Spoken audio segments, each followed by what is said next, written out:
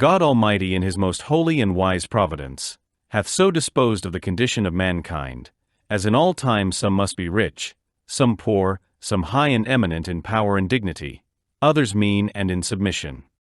The reason hereof. One reason. First, to hold conformity with the rest of his works, being delighted to show forth the glory of his wisdom in the variety and difference of the creatures, and the glory of his power in ordering all these differences for the preservation and good of the whole, and the glory of his greatness, that as it is the glory of princes to have many officers, so this great king will have many stewards, counting himself more honored in dispensing his gifts to man by man, than if he did it by his own immediate hands. 2 reason. Secondly, that he might have the more occasion to manifest the work of his Spirit, first upon the wicked in moderating and restraining them, so that the rich and mighty should not eat up the poor, nor the poor and despised rise up against their superiors and shake off their yoke. Secondly, in the regenerate, in exercising his graces in them, as in the great ones, their love, mercy, gentleness, temperance, etc., in the poor and inferior sort, their faith, patience, obedience, etc. 3 reason. Thirdly, that every man might have need of others, and from hence they might be all knit more nearly together in the bonds of brotherly affection. From hence it appears plainly that no man is made more honorable than another or more wealthy, etc., out of any particular and singular respect to himself, but for the glory of his Creator and the common good of the creature man. Therefore, God still reserves the property of these gifts to himself, as Isaac 16:17, he there calls wealth, his gold and his silver, and Proverbs 3 verse 9, he claims their service as his due, honor the Lord with thy riches, etc. All men being thus, by divine providence, ranked into 2 sorts, rich and poor, under the first are comprehended all such as are able to live comfortably by their own means duly improved, and all others are poor according to the former distribution. There is a time when a Christian must sell all and give to the poor, as they did in the apostles' times. There is a time also when Christians, though they give not all yet, must give beyond their ability. Likewise, a community of peril calls for extraordinary liberality, and so doth community in some special service for the church. Lastly, when there is no other means whereby our Christian brother may be relieved in his distress, we must help him beyond our ability rather than tempt God in putting him upon help by miraculous or extraordinary means. This duty of mercy is exercised in 3 kinds: giving, lending, and forgiving. Question. What rule shall a man observe in giving in respect of the measure? Answer. If the time and occasion be ordinary, he is to give out of his abundance. Let him lay aside as God hath blessed him. 3. If the time and occasion be extraordinary, he must be ruled by them, taking this withal, that then a man cannot likely do too much, especially if he may leave himself and his family under probable means of comfortable subsistence. Objection. A man must lay up for posterity. The fathers lay up for posterity in children, and he is worse than an infidel that provideth not for his own. 4. Answer. For the first, it is plain that it being spoken by way of comparison, it must be meant of the ordinary and usual course of fathers, and cannot extend to times and occasions extraordinary.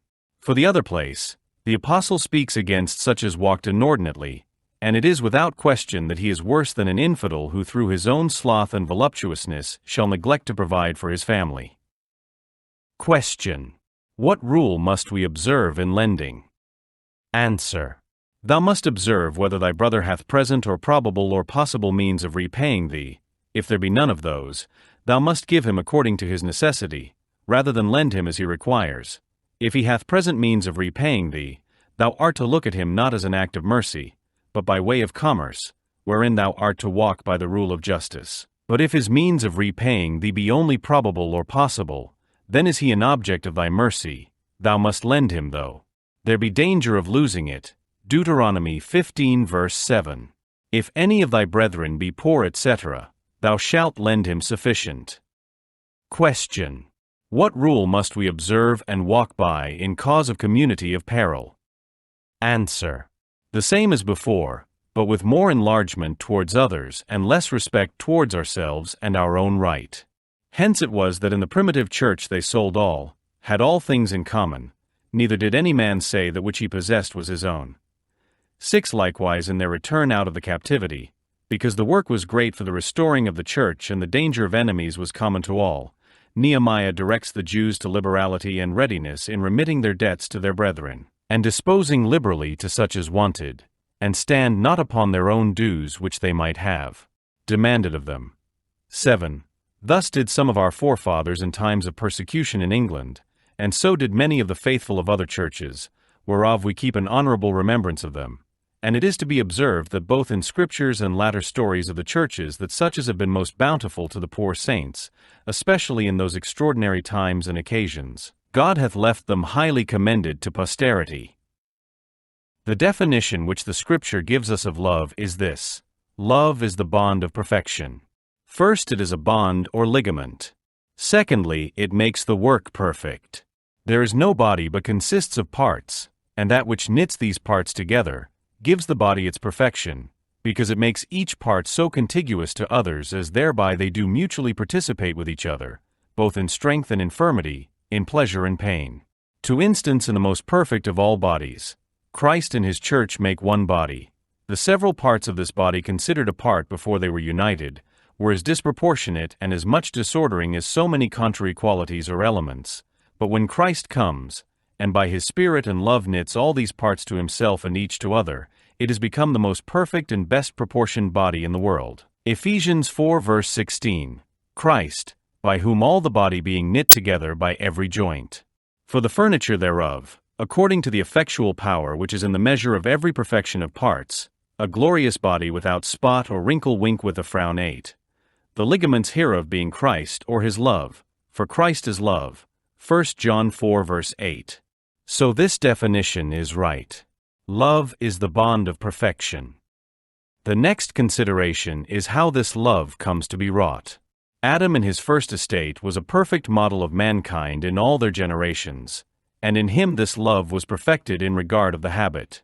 But Adam rent himself from his Creator, rent all his posterity also one from another, whence it comes that every man is born with this principle in him, to love and seek himself only, and thus a man continueth till Christ comes and takes possession of the soul and infuseth another principle, love to God and our brother, and this latter having continual supply from Christ, as the head and root by which he is united, gets the predominating in the soul, so by little and little expels the former.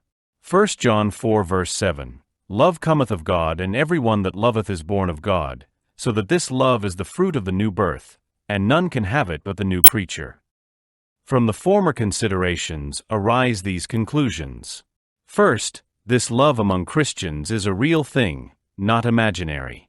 Secondly, this love is as absolutely necessary to the being of the body of Christ, as the sinews and other ligaments of a natural body are to the being of that body. Thirdly, this love is a divine spiritual nature, free, active, strong, courageous, and permanent. Undervaluing all things beneath its proper object and of all the graces, this makes us nearer to resemble the virtues of our Heavenly Father. It rests now to make some application of this discourse, by the present design, which gave the occasion of writing of it. Herein are 4 things to be propounded: first the persons, secondly the work, thirdly the end, fourthly the means. For the persons, we are a company professing ourselves fellow members of Christ, in which respect only though we were absent from each other many miles, and had our employments as far distant, yet we ought to account ourselves knit together by this bond of love, and live in the exercise of it, if we would have comfort of our being in Christ. For the work we have in hand, it is by a mutual consent, through a special overvaluing providence and a more than an ordinary approbation of the churches of Christ, to seek out a place of cohabitation and consortship under a due form of government both civil and ecclesiastical. In such cases as this, the care of the public must oversway all private respects, by which not only conscience, but mere civil policy, doth bind us. For it is a true rule that particular estates cannot subsist in the ruin of the public. The end is to improve our lives to do more service to the Lord, the comfort and increase of the body of Christ, whereof we are members, that ourselves and posterity may be the better preserved from the common corruptions of this evil world, to serve the Lord and work out our salvation under the power and purity of his holy ordinances. For the means whereby this must be effected, They are twofold: a conformity with the work and end we aim at. These we see are extraordinary, therefore we must not content ourselves with usual ordinary means. Whatsoever we did or ought to have done when we lived in England, the same must we do, and more also where we go. That which the most in their churches maintain as truth in profession only, we must bring into familiar and constant practice. As in this duty of love, we must love brotherly without dissimulation. We must love one another with a pure heart fervently. We must bear one another's burdens. We must not look only on our own things, but also on the things of our brethren. Neither must we think that the Lord will bear with such failings at our hands as he doth from those among whom we have lived. Thus stands the cause between God and us. We are entered into covenant with him for this work. We have taken out a commission. The Lord hath given us leave to draw our own articles. We have professed to enterprise these and those accounts, upon these and those ends. We have hereupon besought him of favor and blessing. Now if the Lord shall please to hear us, and bring us in peace to the place we desire, then hath he ratified this covenant and sealed our commission, and will expect a strict performance of the articles contained in it. But if we shall neglect the observation of these articles, which are the ends we have propounded, and, dissembling with our God, shall fall to embrace this present world and prosecute our carnal intentions, seeking great things for ourselves and our posterity, the Lord will surely break out in wrath against us, be revenged of such a sinful people, and make us know the price of the breaches of such a covenant. Now the only way to avoid this shipwreck, and to provide for our posterity, is to follow the counsel of Micah, to do justly, to love mercy, to walk humbly with our God.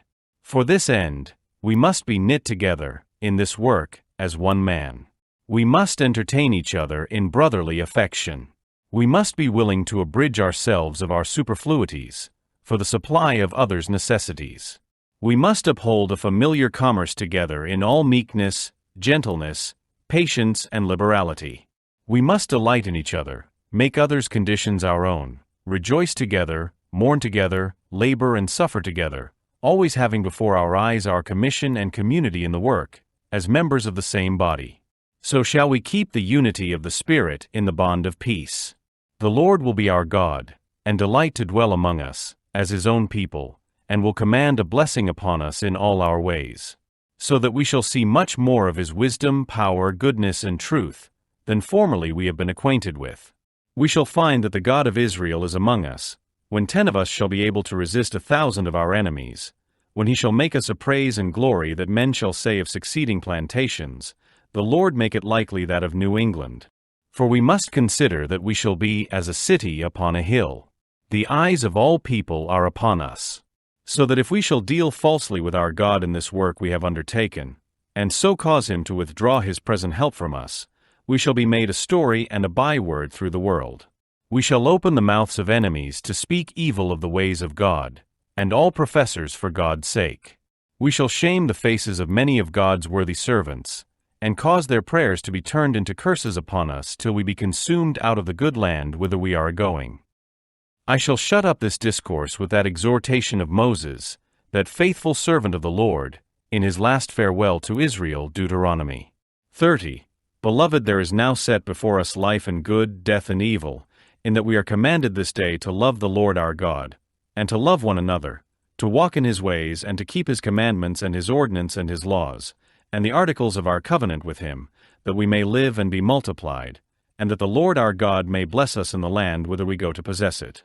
But if our hearts shall turn away, so that we will not obey, but shall be seduced and worship and serve other gods, our pleasure and profits, and serve them, it is propounded unto us this day, we shall surely perish out of the good land whither we pass over this vast sea to possess it. Therefore let us choose life, that we and our seed may live, by obeying his voice and cleaving to him, for he is our life and our prosperity. Thank you for joining us on this historical journey. Don't forget to like, subscribe, and hit the bell icon for more fascinating stories from history.